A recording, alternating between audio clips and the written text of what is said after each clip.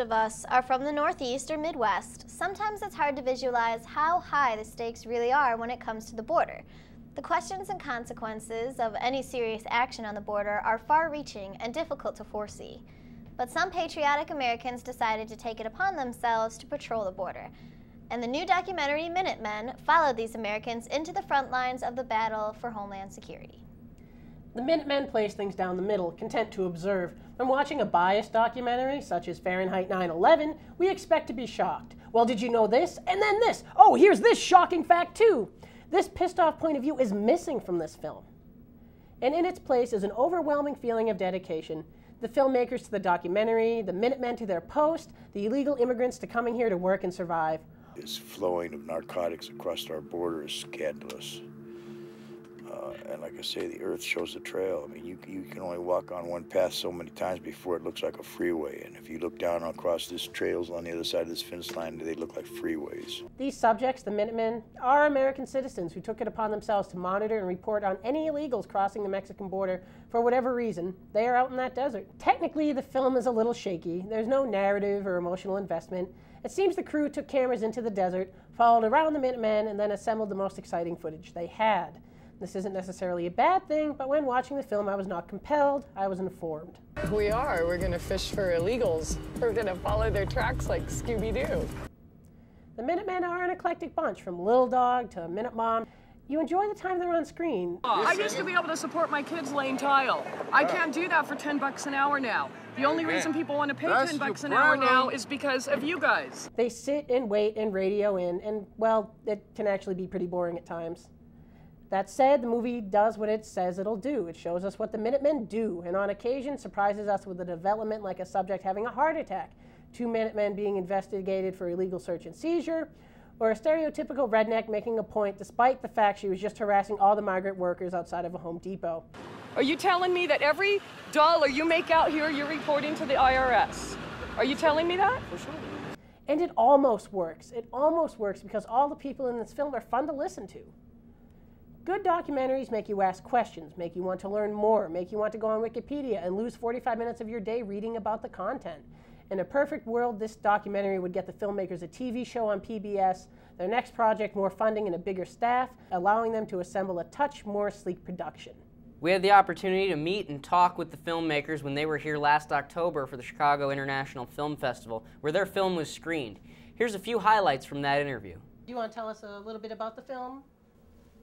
Kind of in a nutshell, The Minutemen is a documentary about citizens on the border, U.S.-Mexico border, that have kind of taken upon themselves to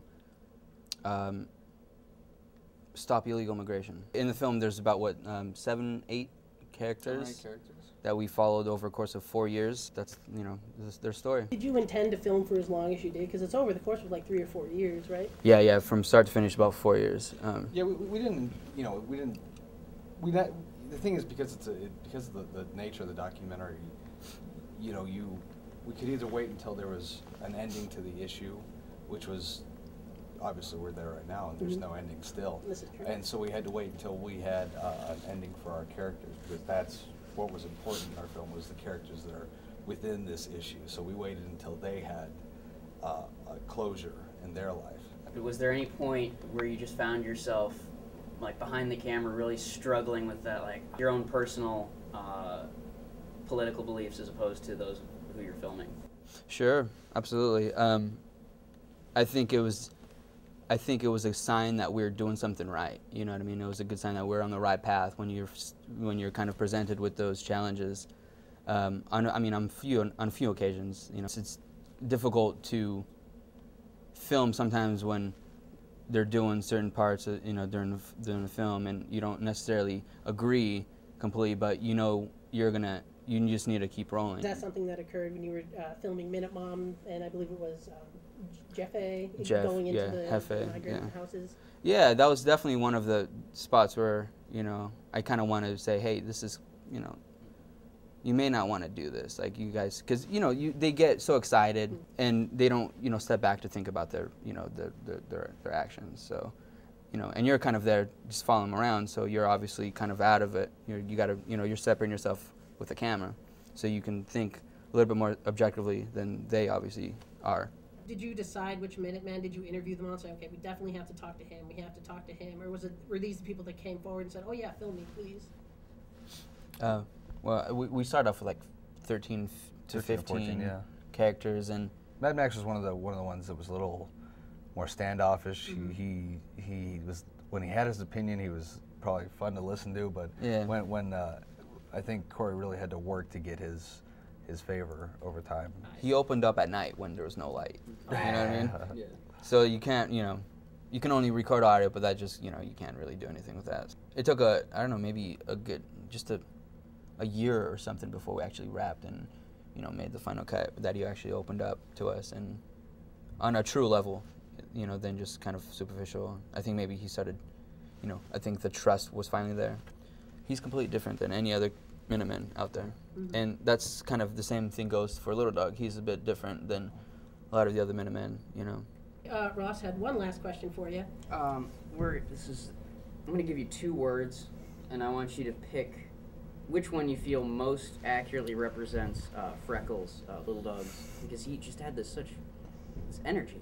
But, so you have 2 choices. You can either describe him as awesome. Her. Oh, her. All Her. right. A whole new level has been. You can describe her as awesome or more awesome. I'd say super awesome. Well, I thought the movie was really boring. It was just a bunch of King of the Hill rednecks sitting around, radioing in, saluting a helicopter, an adorable dog, and one guy that made sense. It was fascinating because it kind of felt like the Coen brothers were about to make a movie, and they'd gone out and they'd filmed a bunch of footage of people they wanted to write about, and then decided, you know what we should do? Let's take all this footage and just put it together and release it to the American public. Oh man, I just remember, I don't know why, I just remembered this one scene when they're showing stock footage, but there's a watermark over it. Yeah. And I remember thinking, oh boy. And I looked at the clock, I'm like, there's another hour left to this.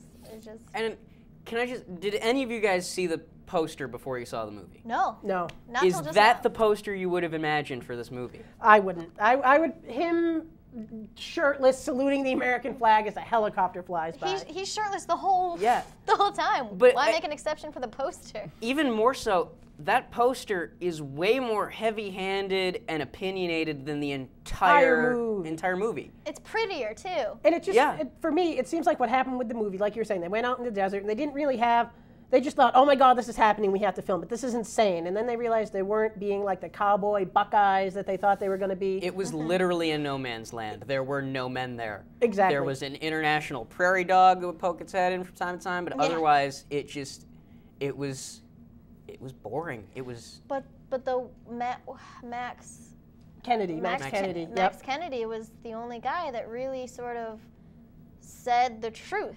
I thought if the whole documentary was just that guy, I would have loved it. He's getting a documentary made about him. Actually. See, Max Kennedy needs a documentary, and then the dog needs a documentary. That dog, I wanted to pet that dog. She was adorable. But now, besides like the technical aspects of the film, which aren't particularly good, like if this had, they're photojournalists. That's what they do. If this had been like a piece in Time magazine or something like that, I think the content would have come out maybe a little better. You know what I think my problem with really just the entire subject in general is that the Minutemen are really just going to end up being a blip. They are not. When it was first announced that there were these Americans who were going down to secure the borders, it sounded exciting. It did sound like something you should make a documentary about. But at the end of the day, it ended up being like, I think the best way to put it, when I was freshman class president, we had a dance. We scheduled a dance, and we had all of these ideas. We were going to have Dance Dance Revolution. We were going to have the regular dance. It was going to be big. It was going to be epic. This was going to be a game changer. And then the dance came, and there was like me, the rest of the administrators of the freshman class, and like 8 friends. And I think that's the best way to describe this movie. It's an empty dance with like 8 of your friends. Well, that's it for this week's show. We'll be back with more movie reviews. Be sure to watch and see if we think a movie is worth the price of admission.